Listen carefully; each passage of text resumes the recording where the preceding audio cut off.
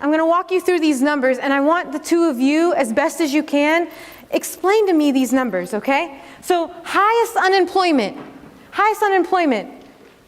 That means, on average, Native people are hovering at about 10% of an unemployment rate. 42% on the Navajo reservation, okay? Steady at 40%, by the way. Lowest income.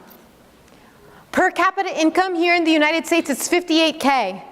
And most of us coming out of Penn State, well, hopefully you're trying to achieve more than 58, right? On the Pine Ridge Reservation, per capita income is $6,000. 6 to 48, right? Highest overall poverty, 1 in 4 are living below the poverty line. And suicide, even though Native people here in this region of the world are 2% of the population, over 40% of all those who commit suicide between the ages of 15 and 24 are Native Americans. So can you explain to me these numbers? How do these numbers exist? What do you think? How did it happen? And Amin, do you want to help? Yeah, did they teach you that in school?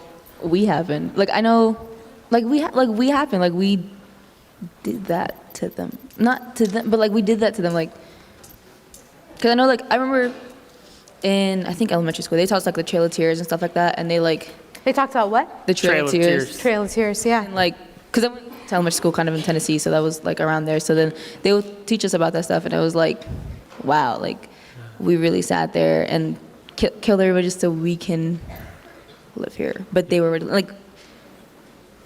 Yeah, one number they left out of that Trail of Tears is that there was a trail of tears for every single nation.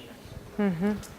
The one that was recognized the most and fantasized the most was Cherokee. Yeah. Go ahead. I think these numbers are the way they are because we've pushed them so far where they can't get jobs. No one wants to make jobs where they are, and they're just sad. So they commit suicide. So you're saying people got pushed so far that what? That they can't get jobs. They can't get jobs, and no one wants to make jobs near where they are, hire them, and they're just sad.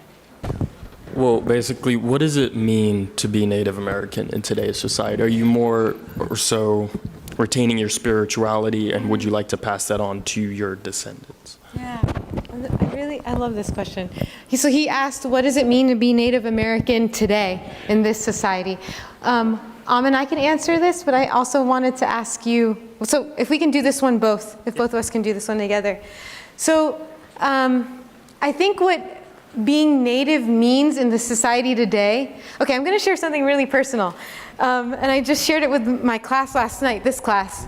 So for the past couple of years, I've had these dreams where I can't speak. I literally, I'm trying to talk to people, and I'm really trying to advocate or argue for myself, and I can't.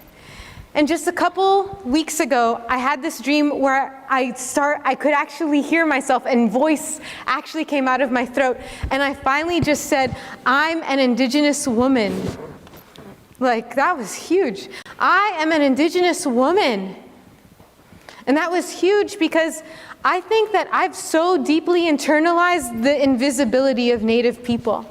And so Native people, maybe what it means today is one, yes, the internal work, but it also means that as I grow my own Indigenous voice, I know that I'm thinking about everyone. That is my mindset, and I don't have to hide that. Just go back one slide or two. There, that one. Okay, yeah, that one. You guys heard about No DAPL, right? Defending the pipeline? Native people aren't doing that for Native people. We really do feel like we're stewards of the land, and it's our duty, it's our responsibility to take care of our Earth Mother. Yeah, there's 17 million people that are south of that pipeline from all walks of life. And all of those people have kids. And so we were fighting, and we still continue to fight. And it's not protesting, it's called protecting. Big difference there. It's about protecting.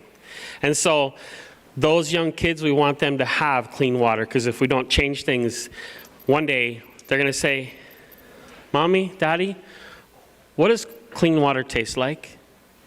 And you're going to have to describe that to them, because they're not going to have that. They're not going to have that beautiful experience of having clean water.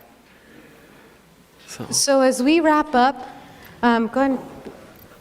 4 years ago, one of our really dear elders came to Penn State and was giving the lecture for this class. This is Dennis Banks. Can you go to the next picture? There's a picture of him and Lori. And here is, so I just wanted to say that this class personally for me was a tribute to him. He has walked on a couple months ago. And I just want to say thank you to Dennis for empowering me as my elder. So. And my chief. So.